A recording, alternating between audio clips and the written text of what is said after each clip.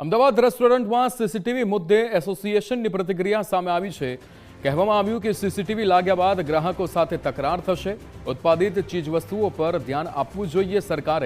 સરકારે ચીજવસ્તુઓમાં ભેળસેળ રોકવા પગલાં લેવા જોઈએ। સીસીટીવીથી ભોજનમાં ભેળસેળની માહિતી મળશે નહીં। આ નિર્ણય મુદ્દે આગામી સપ્તાહે ચર્ચા કરીશું। ચર્ચા બાદ કોર્પોરેશનમાં જરૂરી રજૂઆત કરવામાં આવશે।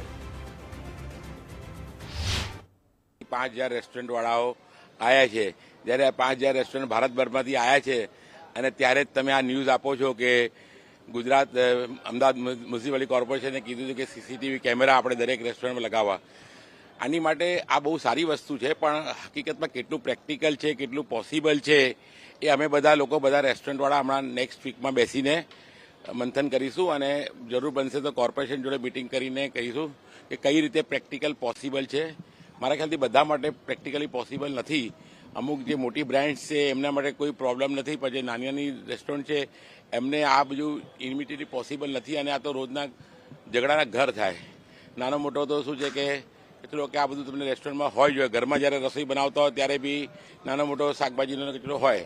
એટલે આની માટે કોર્પોરેશન જોડે પહેલાં અમે રેસ્ટોરન્ટવાળા બેસીશું, મંથન કરીશું અને કોર્પોરેશન જોડે બેસીને એક સુખદ અંત લાવીશું એમનું।